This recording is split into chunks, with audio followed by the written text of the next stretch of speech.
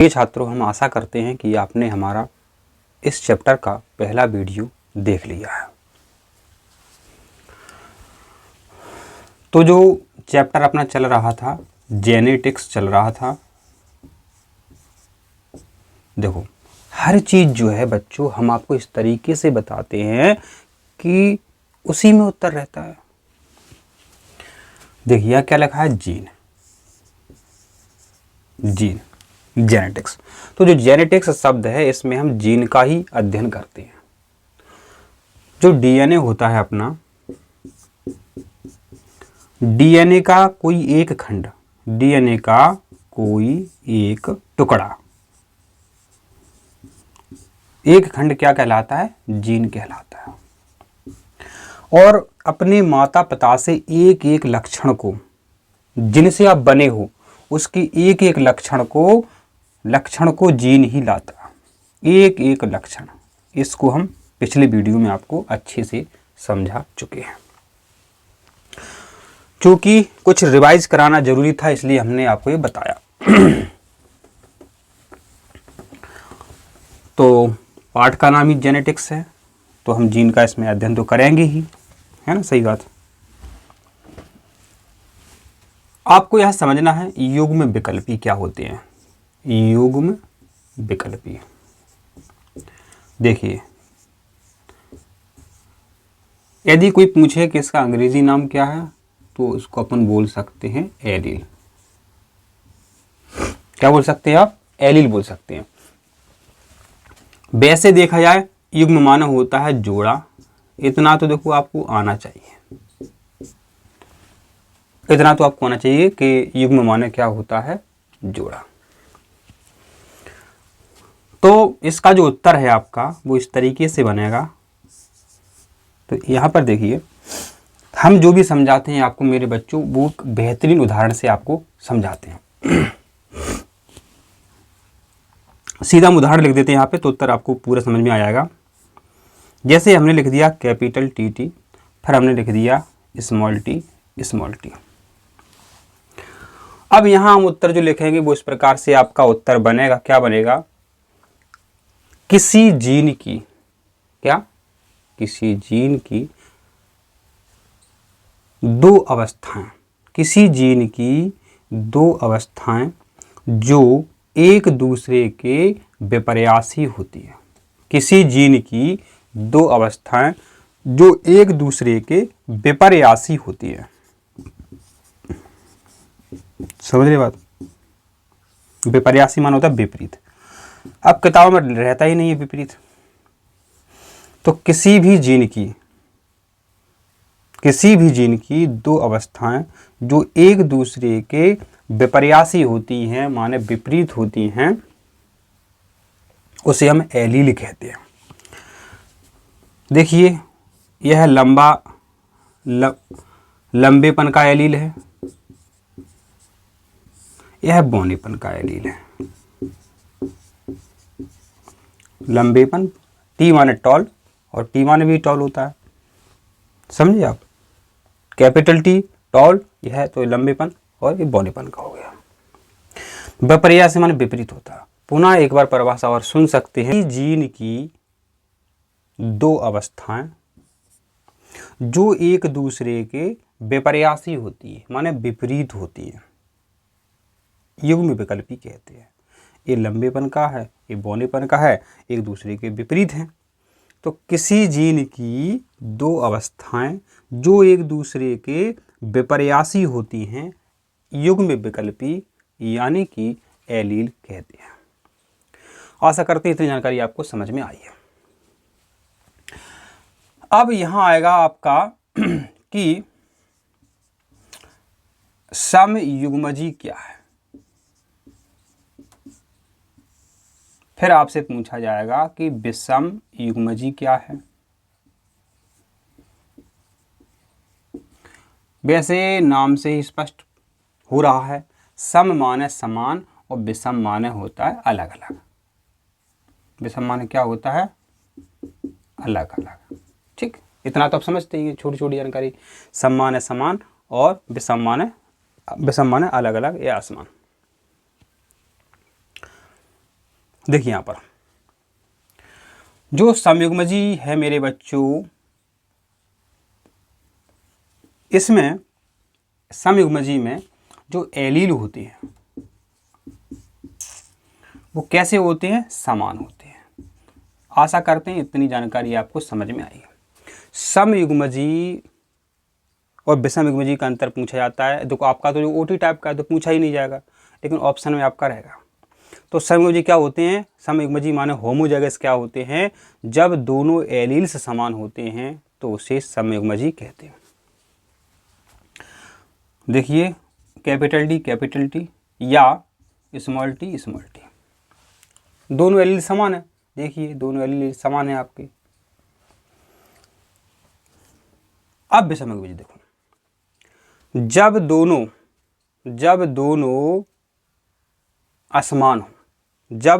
असमान हो तो उसे विषमयुग्मजी कहते हैं।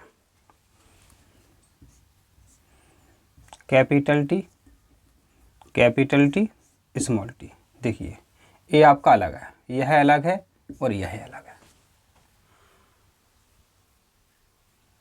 जब दोनों कारक युग्म विकल्पी जीन अलग अलग होते हैं, विषम होते हैं, तो उसे विषमयुग्मजी एलील कहते हैं। तो यह आपका कैसा है? विषमयुग्मजी एलील है। ठीक, इतना समझना। यह आपका समयुग्मजी एलील है। जब एलील समान होते हैं तो समयुग्मजी बोलते हैं, जब एलील अलग अलग होते हैं, भिन्न होते हैं, तो उसे विषमयुग्मजी बोलते हैं। इतनी जानकारी आशा करते हैं आपको यहाँ ये समझ में आ गई है। अब आपको सीखना है प्रभावी एवं अप्रभावी लक्षण क्या होते हैं। वैसे तो नाम से ही स्पष्ट है, प्रभावी अप्रभावी। तो इसकी जो परिभाषा है वो बहुत सरल है। कैसी परिभाषा है? परिभाषा को थोड़े टाइम के लिए हम रोक देते हैं, पहले उदाहरण से समझाते हैं तो आपको समझ में आ जाएगा। मेरे बच्चों समझ गए आप कि लंबे पौधे हैं और आपके पास बौने पौधे हैं। यह कैसे हैं? लंबे पौधे हैं, यह आपके बौने पौधे हैं। मेंडल भाई साहब ने इनके बीच में मेरे बच्चों क्रॉस कराया। तो जो पहली पीढ़ी है मेरे बच्चों, जो पहली पीढ़ी है, इसमें सभी लंबे पौधे प्राप्त हुए। इसमें क्या होगा? सभी लंबे पौधे प्राप्त हुए। तो अब देखिए ये सभी शुद्ध हैं, ये शुद्ध जनक हैं। यह भी अपने आप में शुद्ध है, यह भी अपने आप में शुद्ध है, क्योंकि दोनों समान हैं, तो ये शुद्ध है। परिभाषा आप इस लिख सकते हैं, जब दो शुद्ध जनकों के बीच, जब दो शुद्ध जनकों के बीच क्रॉस कराया जाता है तो F1 पीढ़ी में जो लक्षण प्रकट होता है उसे प्रभावी लक्षण कहते हैं। जो लक्षण प्रकट नहीं होता है उसे हम अप्रभावी लक्षण कहते हैं। तो बताइए कमेंट में इसमें अप्रभावी लक्षण क्या है। ठीक है, और यहां पर आपको याद रखना है, जो प्रभावी लक्षण होते हैं उनको हम कैपिटल लेटर से दर्शाते हैं। ठीक, जो प्रभावी लक्षण होते हैं उनको हम कैपिटल से दर्शाते हैं और जो अप्रभावी लक्षण होते हैं उनको हम स्मॉल लेटर से दर्शाते हैं। ऐसे कुछ सिद्धांत मेंडल भाई साहब ने बनाए थे। इसका एक उदाहरण और समझ सकते हैं। लाल पुष्प हैं। कैसे पुष्प हैं? लाल पुष्प हैं और सफेद पुष्प हैं। मेंडल भाई साहब ने देखा कि जब लाल पुष्प और सफेद पुष्प के बीच क्रॉस कराया जाता है तो पहली पीढ़ी में सिर्फ लाल पुष्प वाले पौधे ही प्रकट हुए। जो पहली पीढ़ी है इसमें सिर्फ लाल पीढ़ी लाल कलर वाले पुष्प ही उत्पन्न हुए। तो उन्होंने बताया कि यहाँ जो लाल कलर है यह प्रभावी लक्षण है और जो सफेद कलर है वो अप्रभावी लक्षण है। तो बच्चों इसको हम प्रभाविता का नियम भी कहते हैं, इसको हम मेंडल का प्रभाविता का नियम भी कहते हैं। अब आपको सीखना है मोनो हाइब्रिड क्रॉस और डाई हाइब्रिड क्रॉस, ठीक है।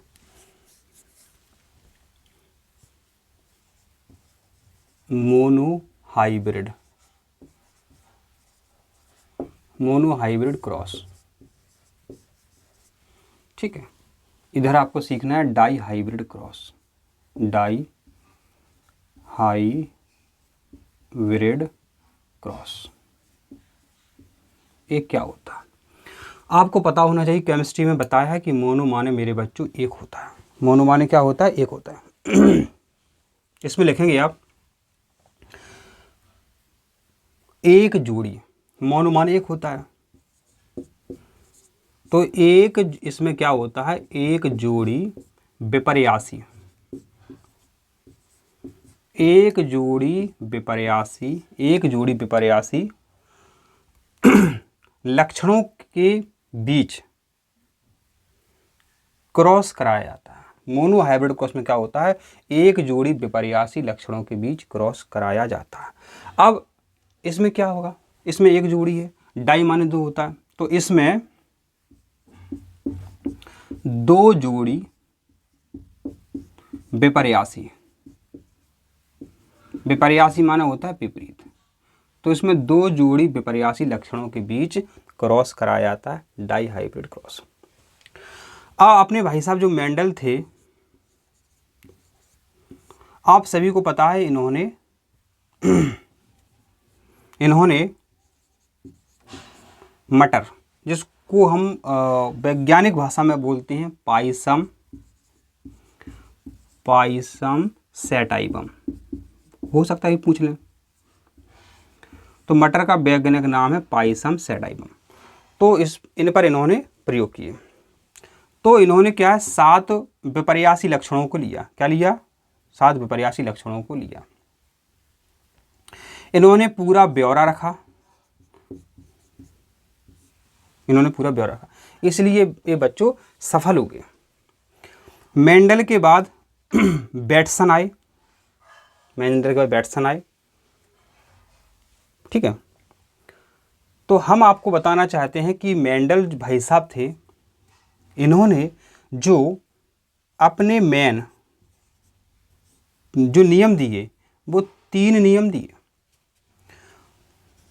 एक तो दिया इन्होंने प्रभाविता का, वेरी इंपॉर्टेंट। दूसरा दिया पृथक्करण का, और तीसरा दिया स्वतंत्र अपिविभवन का।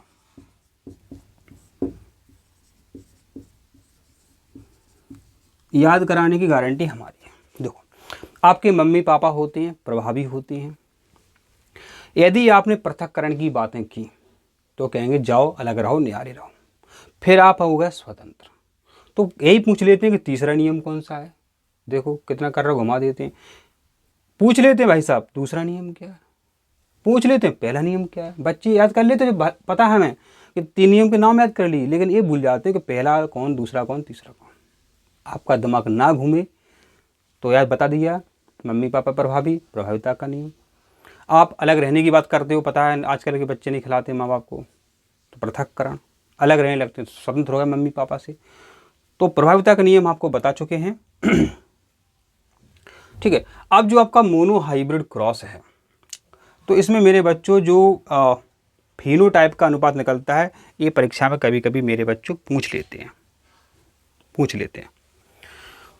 तो यहाँ हम लिखने की कोशिश करते हैं कहीं जगह पर, तो मेरे बच्चों इसमें अनुपात फिनोटाइप का निकलता है 3:1, और इसमें जो अनुपात निकलता है मेरे बच्चों को निकलता है आपका 9:3:1। ये फिनोटाइपिक अनुपात है। मोनो हाइब्रिड क्रॉस में फिनोटाइपिक अनुपात प्राप्त होता है 3:1,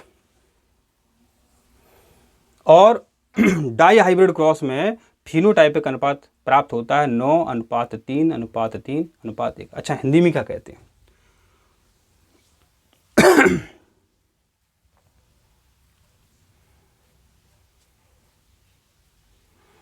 आप देख लेना इसमें हिंदी में क्या कहते हैं, हमें पता नहीं है हिंदी में क्या कहते हैं। देखते हैं कहीं लिखा हो तो बता देते हैं आपको हम।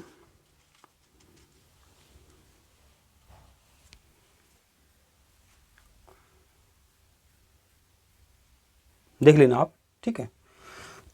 मोनो का मतलब एक होता है, इसको हम साफ करते हैं। प्रभाविता का नियम बता दिया हमने, अब पृथक्करण का बताएंगे और स्वतंत्र अपव्यूहन का बताएंगे।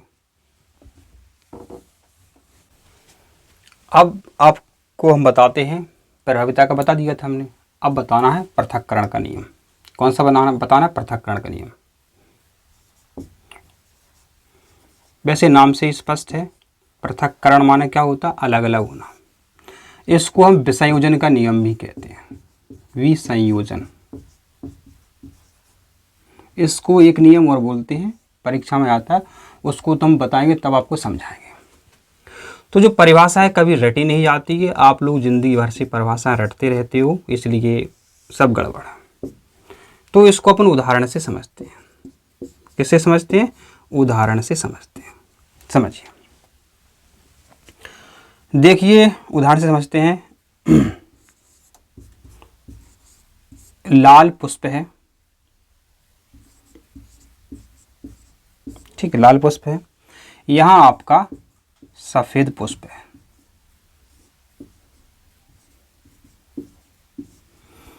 इनकी वो कैसी होगी, जीन की अवस्था कैसी होगी? ये होगी कैपिटल आर, बता चुके हैं पहले। इसकी होती है स्मॉल आर और स्मॉल आर। जब इनका आपस में क्रॉस कराया जाता है तो मेरे बच्चों ये दोनों अलग अलग हो जाते हैं। ये क्या हो जाती है? अलग अलग हो जाते हैं। इसको अपन कोशिश करेंगे बता दें, परिभाषा ऐसी, ये अलग हो जाते हैं। तो इसमें से चाहे ए वाला चाहे ये वाला, कोई दिक्कत नहीं है। एक आर आ जाता है, यहाँ का एक आर आ जाता है, ठीक है, एक आर यहाँ आ जाता है। तो ये क्या है? ये क्या है भाई साहब? ये युग्मक है। इसको अपन गैमीट भी कहते हैं, इसको अपन गैमीट भी कहते हैं। कोई दिक्कत हो तो बताओ। तो युग्मक बने। अब क्या होगा आगे चल के होगा कैपिटल आर और स्मॉल आर का जीव बनेगा, जो कैसा होगा? लाल होगा। लाल पुष्प वाले पौधे इसमें प्रकट होंगे और आपकी यह बनेगी F1 पीढ़ी। यदि इसमें क्या करवाया जाए? स्वपरागण करवाया जाए। F1 में क्या कराया जाए? स्वपरागण। F1 में हमने कराया स्वपरागण। तो जो पौधे आपके प्राप्त होंगे,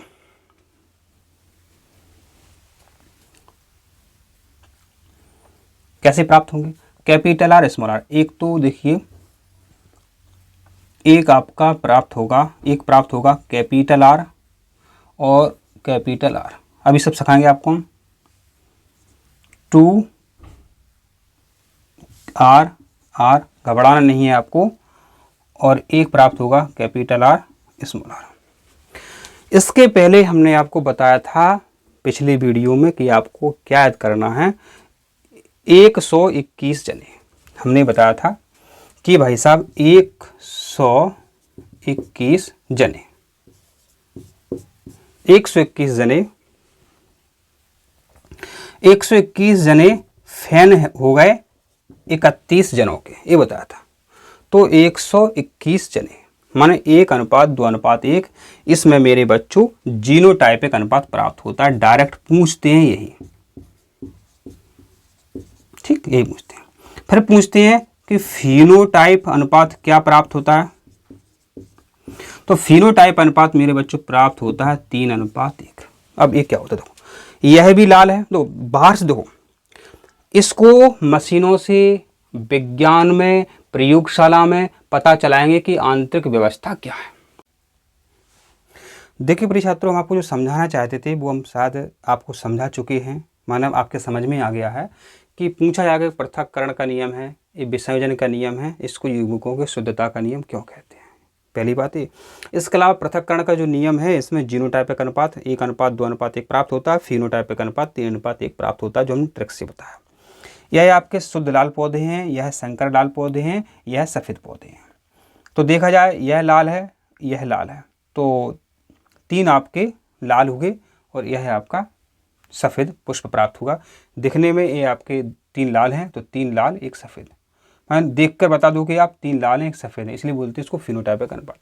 अब बात कर रहे हैं परिभाषा की। इसकी परिभाषा कैसे बनाएंगे, और हमने बताया था कि आपको परिभाषा बताएंगे उदाहरण देने के बाद। तो देखिए, आप इसको देखते जाएं और परिभाषा हम बताते जाएंगे तो आपको पूरा समझ में आ जाएगा। इस नियम के अनुसार, ठीक है, इस नियम के अनुसार युग्मकों के निर्माण के दौरान, युग्मकों के निर्माण के दौरान कारक, जोड़ों के कारक, ये जोड़े हैं देखिए आपके, जोड़ों के कारक माने एलील के कारक, युग्म विकल्पी के कारक, जोड़ों के कारक अलग अलग हो जाते हैं, जोड़ों के कारक अलग अलग हो जाते हैं, जिनमें से कोई सिर्फ एक ही कारक युग्मक में जाता है, दोनों कारक नहीं जाते हैं, सिर्फ एक ही कारक युग्मक में जाता है। इसको युग्मकों की शुद्धता का नियम भी कहते हैं, इसको पृथक्करण का नियम भी कहते हैं, इसको विसंयोजन का नियम भी कहते हैं। ठीक है, F1 पीढ़ी में सभी लाल पुष्प वाले पौधे प्राप्त होते हैं, और ठीक है ये आपने, और जब F1 पीढ़ी में को क्रॉस करवाया तो F2 पीढ़ी प्राप्त होती है, तो F2 पीढ़ी में यह स्थिति आपको प्राप्त हो जाती है। तो यह आपका हो गया पृथक्करण विसंयोजन का नियम। आशा करते हैं आपको जानकारी समझ में आ गई है। इतना मतलब ये था कि इस नियम के अनुसार जब युग्मक बनते हैं, युग्मक बनते हैं तो युग्म विकल्पी में से एक कारक ही युग्मक में जाता है, दोनों कारक नहीं जाते हैं, पृथक्करण का नियम कहते हैं। इसको युग्मकों की शुद्धता का नियम भी कहते हैं और विसंयोजन का नियम भी कहते हैं। बस बात इतनी सी है, बस यही लिखना है। यदि 12th में होते तो पूरे में से पूरे अंक आपको प्राप्त होते हैं। जो आपके ग्रेगर जॉन मेंडल थे मेरे बच्चों, तो इन्होंने मटर के पौधे पर प्रयोग किए थे। तो क्या देखा इन्होंने, इन्होंने ये देखा, जब यहाँ लिखने की पहले यहाँ लिख देते हैं मेंडल ने क्या क्या किया था। तो गोल पीले बीज, गोल पीले बीज वाले पौधे लिए। गोल को कहते हैं राउंड, ठीक है, पीले को कहते हैं येलो। तो गोल पीले बीज वाले पौधे लिए और इन्होंने क्या किया था, झुर्रीदार हरे बीज वाले पौधे लिए। कैसे, झुर्रीदार स्मॉल आर से दर्शाया, स्मॉल आर से दर्शाया और स्मॉल बाई से दर्शाया। तो इनके मध्य इन्होंने क्रॉस कराया, संकरण कराया। क्या क्या प्राप्त होता है वो अपन देख लेते हैं। तो capital R capital R capital Y capital Y, small R small R small Y small Y, ठीक है। तो इनके मध्य जो है मेरे बच्चों, इन्होंने क्या करवाया, क्रॉस कराया।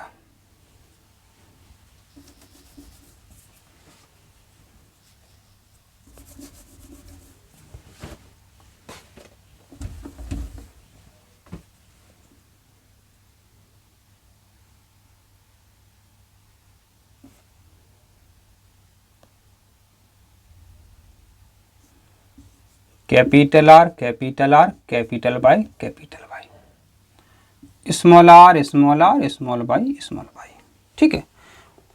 तो इनके मध्य जब इन्होंने क्रॉस कराया तो F1 पीढ़ी में इन्होंने देखा कि जितने पौधे हैं सभी गोल पीले बीज वाले प्राप्त हुए हैं। इस प्रकार से प्राप्त हुए हैं।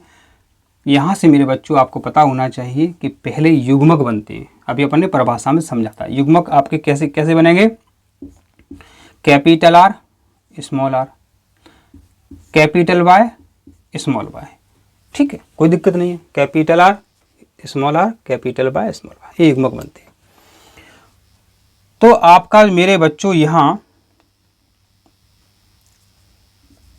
तो यहाँ हमने थोड़ी गलती कर दी। क्या है, यहां से मेरे बच्चों युग्मक जाते हैं, capital R capital Y small R small Y, ठीक है। तो देखिए अब यहाँ capital R, capital Y, small Y, जब इनका क्रॉस कराया तो F1 पीढ़ी में आपको कौन कौन से पौधे प्राप्त होंगे? जितने भी पौधे प्राप्त होंगे, चाहे एक हो चाहे 1000 हो, सभी पौधे प्राप्त होंगे गोल पीले बीज वाले।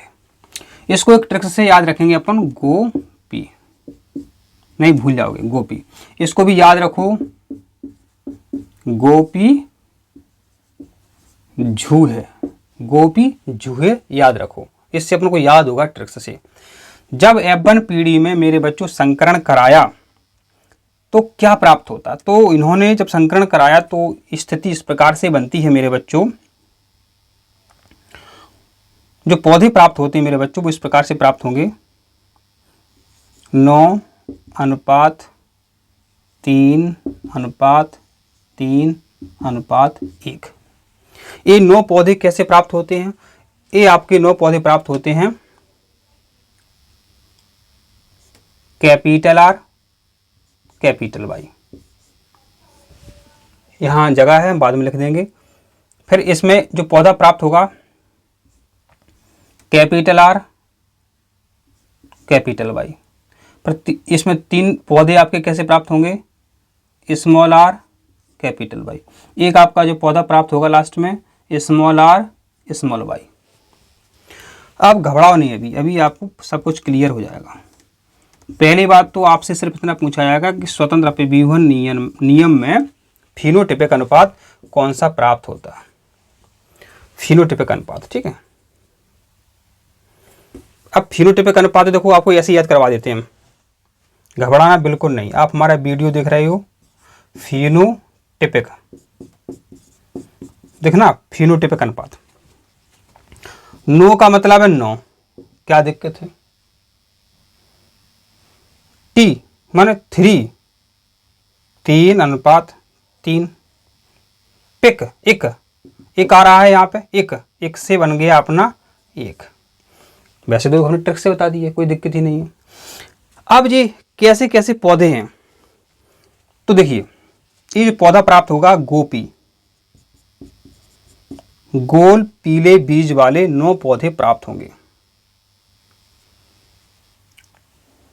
यह प्राप्त होगा आपको गोपी गो है, माने गोल हरे बीज वाला पौधा प्राप्त होगा, माने गोल बीज होगा, हरे कलर का ये आपको प्राप्त होगा। ये प्राप्त होगा झुपी और ये प्राप्त होगा झूए। अब देखो घबराना नहीं, एक बार समझ जाओगे जिंदगी भर याद रहेगा, नहीं तो पता है हमें MSc कर लोगे नहीं आएगी समझ में बात। क्या है? गोपी लिखा है, एक गोपी प्राप्त होगा, माने गोल पीले बीज वाला पौधा आपको प्राप्त होगा। कितने होंगे? संख्या में होंगे। अब यहां देखिए, देखना, एक तो यहां से बना गोपी बन गया, गोपी गो है, माने यहां से यहां देखिए आप, गोपी प्राप्त हो गया। अब गो है कैसे आया है समझो, गो है माने इधर का अक्षर लेना, गोपी गो है। झुपी, अब आपको अंदर वाले 2 अक्षर लेना है, झुपी, और ये आपका बचा लास्ट में झुए। साथ याद हो गया, गोपी, गोपी लिख दिया अपन ने, गोपी लिख दिया अपन ने। यहां से पहला 9 पौधे गोपी माने गोल पीले बीज वाले पौधे प्राप्त होंगे।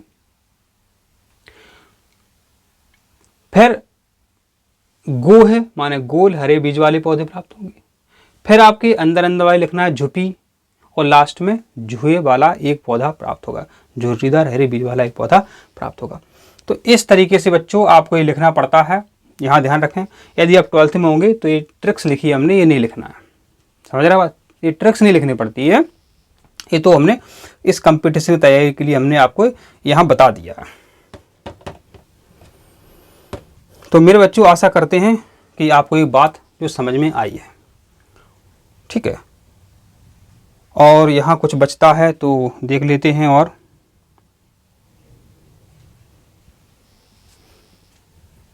इन्होंने ये प्रयोग प्रमाणित किया द्विसंकर क्रॉस से, डाई हाइब्रिड क्रॉस से। तो इसका मतलब यह है कि मेंडल ने द्विसंकर क्रॉस की F1 पीढ़ी में सभी गोल पीले बीज वाले पौधे प्राप्त किए, लेकिन F2 पीढ़ी में जो पौधों का अनुपात प्राप्त होगा फिनोटाइपिक, वो 9:3:1 प्राप्त होगा। आशा करते हैं इतनी जानकारी आपको समझ में आई है। सिर्फ आपको ये संख्या याद रखनी है कि फिनोटाइपिक अनुपात 9:3:1 प्राप्त होता है। और हमने एक ट्रिक से भी यहाँ बता दिया। तो एक छात्र ने कमेंट किया है कि सर मोनो हाइब्रिड क्रॉस आपने नहीं बताया, तो मुझे पता नहीं मैंने बताया नहीं बताया है, तो एक नज़र में देख लेते हैं, सिंपल तरीके से देख लेते हैं, नहीं देखा हो तो। प्रश्न आता है मोनो हाइब्रिड क्रॉस और डाई हाइब्रिड क्रॉस। बहुत सरल है, दुनिया का सबसे सरल प्रश्न है। मेरे बच्चों मोनो माने होता है एक, तो हमने लिख दिया एक, ठीक है। अब परिभाषा देखो, जब एक जोड़ी विपर्यासी लक्षणों वाले जीवों के मध्य क्रॉस कराया जाता है तो इसे मोनो हाइब्रिड क्रॉस कहते हैं। अब यदि ऐसा प्रश्न आया मेरे बच्चों डाई हाइब्रिड क्रॉस, तो सिंपल सी बात है, डाई माने होता है मेरे बच्चों दो। जब दो जोड़ी विपर्यासी लक्षणों वाले जीवों के मध्य क्रॉस कराया जाता है तो उसे डाई हाइब्रिड क्रॉस कहते हैं। अब ये है क्या, एक जोड़ी, दो जोड़ी विपर्यासी, वैसे तो बता चुके हैं, नहीं बताया तो मेरे बच्चों देख लेते हैं। जैसे कि अभी इसके पहले वाला आपने प्रश्न देखा होगा मेरे बच्चों, तो वो हमने इस प्रकार से बताया था आपको, कैपिटल आर और कैपिटल वाई। फिर हमने बताया था स्मॉल आर स्मॉल वाई। तो दो अब इसका लिख देते हैं, यहां पर हम लिख देते हैं कैपिटल टी और यहां लिख देते हैं स्मॉल टी। अब देखो एक जोड़ी विपर्यासी, देखिए यहां पर एक जोड़ी है, यह भी एक जोड़ी है, तो एक जोड़ी विपर्यासी लक्षण हो गए आपके वो। यह आपके दो जोड़ी विपर्यासी है, देखिए यहाँ पर एक जोड़ा है, एक जोड़ा यह है, तो दो जोड़ी विपर्यासी है। विपर्यासी का मतलब विपरीत, समझो बात, विपर्यासी विपरीत माने एक जोड़ी विपर्यासी, माने हम एक जोड़ी इस प्रकार की ले रहे हैं तो इसका विपरीत भी चाहिए हमको, तो एक जोड़ी विपर्यासी हो गया। यहाँ हमने बोला दो जोड़ी विपर्यासी, तो अब इसका एक विपरीत चाहिए अपन को, एक जोड़ी विपर्यासी माने आप जिसके बारे में बात कर रहे हैं उसका विपरीत भी आपको लेना पड़ेगा। अब मेंडल भाई साहब ने क्या किया, मेंडल भाई साहब ने देखा कि जब मटर के टी माने टॉल होता है, जब मटर के लंबे पौधों और बौने पौधों के, ये लंबे पौधे हैं, मटर की बात हो रही है, लंबे पौधे और कैसे बौने पौधे के मध्य क्रॉस कराया जाता है तो पहली पीढ़ी में सभी लंबे पौधे प्राप्त होते हैं, माने कैपिटल टी स्मॉल टी, माने सभी पौधे जो प्राप्त होंगे कैसे प्राप्त होंगे, सभी लंबे पौधे प्राप्त होंगे, सभी लंबे, कैसे, सभी लंबे पौधे प्राप्त होंगे, सभी लंबे पौधे प्राप्त होंगे, ठीक है जी। इसे बोलते हैं अपन F1 पीढ़ी। अब F1 पीढ़ी में मेरे बच्चों स्वपरागण कराते हैं, क्या कराते हैं, स्वपरागण कराते हैं अपन, क्या कराते हैं, स्वपरागण। स्वपरागण का मतलब है कैपिटल टी स्मॉल टी और कैपिटल टी स्मॉल टी। तो इनके मध्य में यदि हम स्वपरागण कराते हैं मेरे बच्चों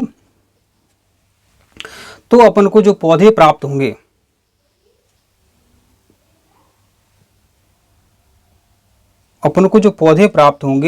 उनका जो फिनोटाइपिक अनुपात प्राप्त होगा, वो जीनोटाइपिक अनुपात प्राप्त होगा, वो जानना है। देखिए यहां समझने की कोशिश करना,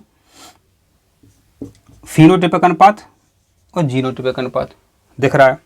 तो फिनोटाइपिक अनुपात मेरे बच्चों है प्राप्त होगा यहाँ पे 3:1 और जीनोटाइपिक प्राप्त होगा आपका 1:2:1।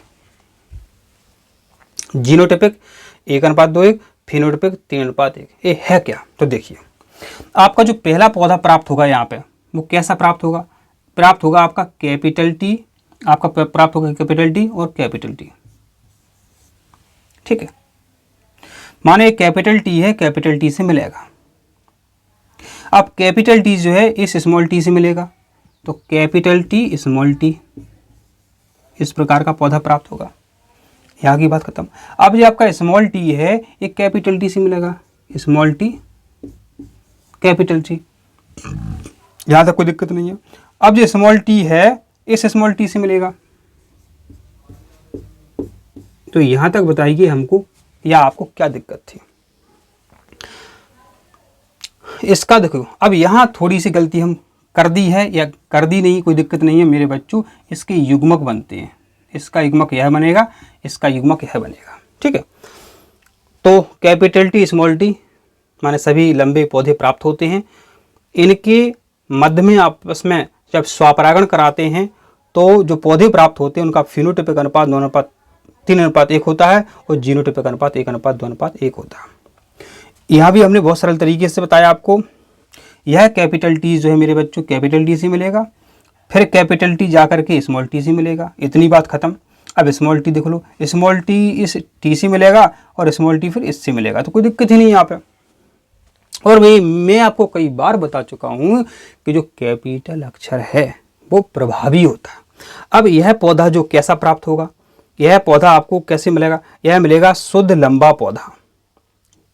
शुद्ध लंबा पौधा माने एकदम शुद्ध लंबा पौधा आपको ये प्राप्त होगा। यह संकर लंबा प्राप्त होगा, यह भी संकर लंबा पौधा प्राप्त होगा। यह आपको शुद्ध बोना प्राप्त होगा। कैसा? शुद्ध बोना। कैसा प्राप्त होगा? शुद्ध बोना प्राप्त होगा। तो माने यहां देखा जाए संख्या के हिसाब से ये 4 संख्या होती हैं, 1 1 1 1, 4 रूप में प्राप्त होगी। अब कैपिटल टी कितने में? तो कैपिटल टी मेरे बच्चों इसमें है, इसमें। तो ऐसा पूछा जाए मेरे बच्चों, फिनोटाइपिक में ऐसा पूछा जाए कि कितने परसेंट? तो 75% आपके लंबे पौधे प्राप्त होंगे। 75% आपके लंबे प्राप्त हुए। देखिए यहाँ पर 75% जो पौधे प्राप्त हैं वो आपके कैसे प्राप्त होंगे? टॉल। यहाँ दिख रहा है आपको, इसमें कैपिटल टी स्मॉल टी, इसमें कैपिटल टी। यदि 25 25 25 के हिसाब से देखें तो 75, ये आपका 25 75, तो ये 75 हो गया आपका। 25 25 गुणा कर लो, 4 है, 25 चौका 100, इस तरीके से। अब आप उनको देखना है जीनोटाइपिक अनुपात। जीनोटाइपिक अनुपात देखिए 25 ए है और 25 ए है। 25 ए है शुद्ध 25, ये भी शुद्ध 25, इसमें मिलावट है 50 में। तो शुद्ध लंबे, शुद्ध बौने और ये कैसे पौधे प्राप्त होंगे? संकर लंबे पौधे प्राप्त होंगे। यह और यह संकर लंबे प्राप्त होंगे क्योंकि इसमें कैपिटल टी है। तो 75% इसमें लंबे प्राप्त होते हैं और 25% कैसे प्राप्त होंगे? बौने प्राप्त होंगे। बौने का पता नहीं इंग्लिश में क्या कहते हैं, ड्वार्फ बोलते हैं। ड्वार्फ क्या बोलते हैं? ड्वार्फ बोलते हैं।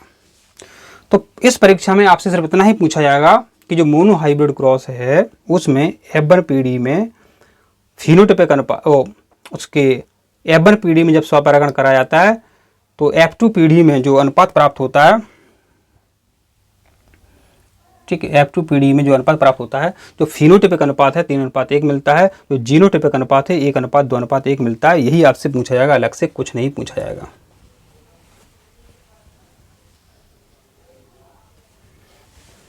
ये यहां हमने लिख दिया पिता। क्या लिख दिया हमने? पिता। और यहां हमने लिख दिया माता। तो आप सभी को पता है अपन में 46 गुणसूत्र होते हैं, तो पिताजी में भी 46 हैं और माताजी में भी 46 हैं। यदि 46 आती तो अपन में 2 गुने आते, लेकिन अपन में भी मेरे बच्चों 46 गुणसूत्र। माने इनका मेरे बच्चों आधा हो जाता है। माने इनका आधा कितना होता है?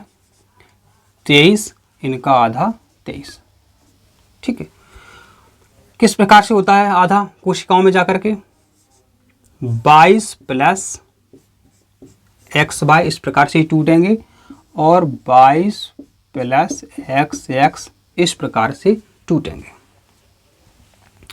तो यह जो है पिता के स्पर्म में पहुंचते हैं, इसको हम शुक्राणु बोलते हैं। यह माता के अंडाणु में पहुंचते हैं, जिनको अपन ओवम कहते हैं। माने यह हिंदी की बात करें तो ये शुक्राणु है। यदि हम इसकी बात करें हिंदी की तो यह अंडाणु है। जब शुक्राणु और अंडाणु आपस में मिलते हैं, जब शुक्राणु और अंडाणु आपस में मिलते हैं, मिलेंगे कहाँ पे? डिंब वाहिनी में। कहाँ मिलेंगे?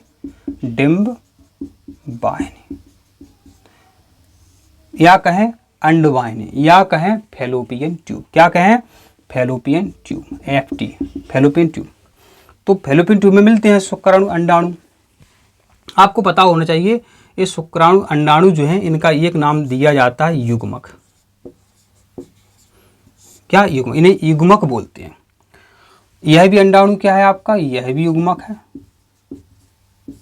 जब शुक्राणु अंडाणु आपस में मिलते हैं तो एक रचना बनती है जिसका नाम है युग्मनज। अब आपको समझ में आ जाएगा। कैसे समझ में आ जाएगा? युग्मक मिलते हैं तो युग्मनज बनता है। अब देखिए ये शुक्राणु जो है आपका कैसा है? अगुणित है। युग्मक जो होते हैं आपके अंदर कैसे होते हैं? अगुणित होते हैं। कैसे होते हैं? अगुणित। यह भी अगुणित है, अंडाणु भी अगुणित है, शुक्राणु भी अगुणित है। जब अगुणित अगुणित मिलते हैं तो जो रचना युग्मनज बनती है, कैसी बनती है? द्विगुणित। तो डायरेक्ट पेपर में प्रश्न बन जाता है यह कैसी रचना है? द्विगुणित है, युग्मनज। तो ये आपकी डिप्लॉयड रचना है। और युग्मनज को हिंदी में अपन क्या बोलते हैं? जाइगोट, इंग्लिश में जाइगोट बोलते हैं। ये भी आप याद रख लें, क्या बोलते हैं? जाइगोट बोलते हैं। अब युग्मनज कुछ समय बाद मेरे बच्चों कई प्रकार इसमें विभाजन होगा, हजारों लाखों करोड़ों विभाजन होंगे, तो इससे मेरे बच्चों एक शरीर बनेगा। जो शरीर है वो मेरे बच्चों लड़का का है या लड़की का है, ये अभी अब उनको पता नहीं चला। ठीक है, यदि ऐसा हुआ हो तो लड़का है, यदि ऐसा हुआ हो तो लड़की है। यदि ऐसा हुआ हो, कहो सर ऐसे, यदि ऐसा क्या हुआ हो? तो देखो, यदि अब देखो 22 और 22 तो आए हैं समान। यदि आपका लड़का है, यहाँ लिखने की कोशिश करेंगे, लड़का है तो 22 और 22 टोटल कितने हो गए? 44। और अपन में होते कितने कोशिका में? 46। तो 44 2 की आवश्यकता और 45 और 46। यदि मेरे बच्चों पिता से आया X, ठीक है, और माता से चाहे जे वाला आ जाए चाहे जे वाला आ जाए, बात वही है। तो यहाँ बनेगा आपका X। तो ये आपकी लड़की हुई। यदि ऐसा ना होता, अब यदि पुरुष का आवे बाय और माता का कुछ भी आ जाए, अब क्या स्थिति बनेगी? 44 प्लस बाय और X। अब मेरे बच्चों जो संतान पैदा होगी वो लड़की होगी। माने बच्चे का लिंग निर्धारण जो है पिता के लिंग गुणसूत्र से होता है। यह जो है मेरे बच्चों ये क्या है? XY लिंग गुणसूत्र है। क्या है? तो संतान का लिंग निर्धारण पिता के लिंग गुणसूत्र से होता है। देखो, जो समान होते हैं मेरे बच्चों उनको ऑटोसोम कहते हैं। जो समान होते हैं उनको क्या बोलते हैं? ऑटोसोम। डायरेक्ट प्रश्न आता है, ऑटोसोम। जो भिन्न भिन्न होते हैं इन्हें एलोसोम कहते हैं। जो भिन्न भिन्न होते हैं उनको क्या बोलते हैं? एलोसोम। जो भिन्न भिन्न होते हैं उनको क्या बोलते हैं? एलोसोम। तो आशा करते हैं देखो इतनी जानकारी आपको समझ में आ गई है। यदि समझ में आ गई है तो जरूर बताएं। थोड़ी सी छोटी सी जानकारी थी, लेकिन ये जानकारी बहुत खतरनाक है। यदि हम शुरू में बताते तो बहुत डर लगता आपको। यह बीमारियां किसी में ना हो, बहुत ही खतरनाक, बहुत ही घातक होती हैं। व्यक्ति मरता तो नहीं है जिंदगी भर। तो बच्चों अपनी कोशिका में जो गुण, आप कहो एक अच्छी बात बता दें, अभी आप हमारा वीडियो देख रहे हो, किसी को भी ये बीमारी अभी नहीं है तो भविष्य में नहीं होगी, ये हम गारंटी देते हैं लिख करके। यूट्यूब पे, उस पर गूगल पे सर्च कर लेना, खतरनाक बीमारियां हैं, यहाँ हम बताएंगे नहीं, इसकी पहचान बता रहा है बस। जो टर्नर सिंड्रोम है मेरे बच्चों इस प्रकार से होता है। 44 प्लस x, माने इसमें टोटल देखा जाए तो 45 गुणसूत्र है। कम गुणसूत्र होने के कारण बहुत सारी शरीर में विकृतियां हो जाती हैं। अब मेरे बच्चों डाउन सिंड्रोम में क्या होता है? डाउन सिंड्रोम में मेरे बच्चों 21वां जोड़ा कैसा हो जाता है? डबल हो जाता है। बहुत खतरनाक बीमारी भाई साहब, क्या बताएं। एक होता है बच्चों क्लाइनफेल्टर सिंड्रोम, ये इस प्रकार से होता है 44, इसकी कोशिकाओं में गुणसूत्र है XXY होता है। तो देखिए यहाँ पर कितनी गड़बड़ी होगी। अब ये है तो पुरुष लेकिन महिला जैसा दिखेगा, महिलाओं के गुण भी इसमें रहेंगे, जिंदगी भर इसी के साथ रहेगा बेचारा। ठीक है, तो आशा करते हैं ये जानकारी आपको समझ में आई है। ये पहचान पूछ लेते हैं आपसे और कुछ नहीं पूछते, इतना ही वो पूछते हैं। तो क्या आपको पता है कि केमिस्ट्री में बहुत सारे अपवाद होते हैं? क्या मेंडल के नियम का भी कोई अपवाद है? बिल्कुल, अपवाद होते ही।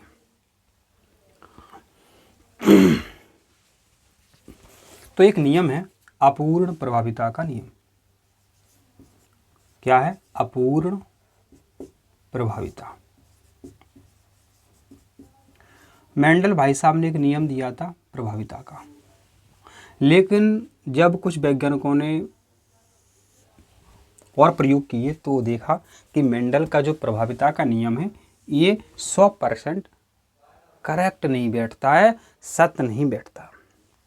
तो कुछ वैज्ञानिकों ने ये देखा कि मिराबिलिस जलापा, एक पौधा है मिराबिलिस जलापा, तो मिराबिलिस जलापा के लाल पुष्प, मिराबिलिस जलापा के लाल पुष्प,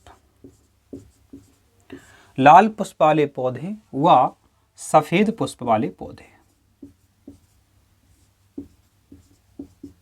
सफेद पुष्प वाले पौधों के मध्य संकरण कराया तो पहली पीढ़ी में गुलाबी पुष्प वाले पौधे प्राप्त हुए। ये तो गड़बड़ हुई वास्तव में।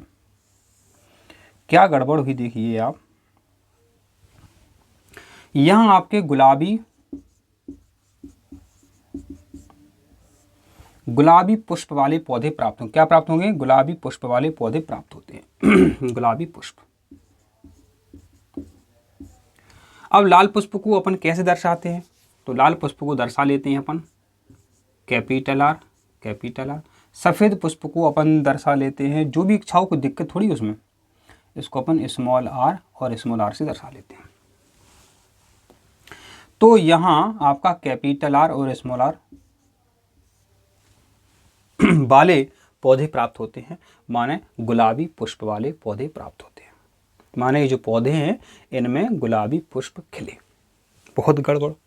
जबकि मेंडल ने कह रहा था कि लाल गुण जो है प्रभावी होता है, ना तो ये सफ़ेद यहाँ निकला, सफ़ेद निकलता तो सफ़ेद प्रभावी होता, सीधी सी बात है। तो बड़ी गड़बड़ हुई। तो इन्होंने क्या देखा, जो F1 पीढ़ी है मेरे बच्चों, इसमें सभी पुष्प जो है गुलाबी पुष्प प्राप्त होते हैं। अब इनमें कराया गया स्वपरागण। तो F1 पीढ़ी में मेरे बच्चों क्या कराया गया? स्वपरागण कराया गया। तो अब क्या होता, अब कैसी स्थिति बनेगी तो देख लेते हैं। स्वपरागण माने एक कैपिटल आर और आर की आवश्यकता और पड़ेगी अपन को, एक कैपिटल आर की और स्मॉल आर की आवश्यकता और पड़ेगी, तभी तो स्वपरागण होगा। तो ये आपकी F1 पीढ़ी है। तो 4 प्रकार के इसमें गैमीट बनेंगे। कैपिटल, इसको अपन इस तरीके से तोड़ देते हैं, नहीं तो अलग लिख देते अपन। तो देखिए यहाँ क्या क्या प्राप्त होता है आपका, कैपिटल आर, इस कैपिटल आर से मिलेगा तो कैपिटल इस प्रकार से बनेगा। कैपिटल आर अब इससे मिलेगा इस वाली आर से, तो कैपिटल आर स्मॉल आर प्राप्त होगा। अब ये स्मॉल आर है, इस कैपिटल आर से प्राप्त होगा तो इस प्रकार से प्राप्त होगा। जब आप 12th में पहुंच जाएंगे तो कैपिटल पहले लिख देना, ठीक है। अब स्मॉल आर से मिलेगा। तो जब F1 पीढ़ी में मेरे बच्चों स्वपरागण होता है तो जो पौधे प्राप्त होते हैं उनका जो अनुपात प्राप्त होता है वो कैसा कैसा प्राप्त होता है। तो जो कैपिटल आर है मेरे बच्चों, ये लाल पुष्पों का है। यहाँ देखिए यहाँ क्या हुआ था, RR में यह क्या हुआ था, गुलाबी पुष्प है, यह भी गुलाबी पुष्प है, यह भी गुलाबी पुष्प है, तो दोनों कैसे पुष्प हैं, गुलाबी। इतने इतने आपके गुलाबी पुष्प हैं। अब स्मॉल RR है, ये क्या है, सफ़ेद है। जो गणित के छात्र हैं वो बता सकते थे अच्छे, इसको हम 100% माने तो 25 चौकों 25 25 25 25। तो यदि आपने कई हज़ारों पौधे प्राप्त किए, यदि 1000 प्राप्त किए तो 250 आपके लाल पुष्प वाले पौधे प्राप्त होंगे और 250 माने 250 सफ़ेद वाले, और जो 50% पुष्प हैं वो इस प्रकार से। यदि आपने 100 पुष्प प्राप्त किए तो 100 में 25 आपके लाल पुष्प, 50 आपके यह हो गए और 25 आपके ये हो गए। तो इस प्रकार से अनुपात मेरे बच्चों प्राप्त होता है मिराबिलिस जलापा, जिसको अपन गुलाबी बांस भी कहते हैं। तो अपूर्ण प्रभाविता जो है मेरे बच्चों अपूर्ण प्रभाविता जो है मेरे बच्चों, ये मेंडल के प्रभाविता नियम का अपवाद है। अपवाद होते हैं। अब अपवाद होते हैं तो क्या करोगे, पढ़ोगे नहीं, पढ़ोगे आप। तो इसको साफ कर देते हैं। क्लिक करें, चैनल को सब्सक्राइब करें और चैनल ज्वाइन जरूर करें।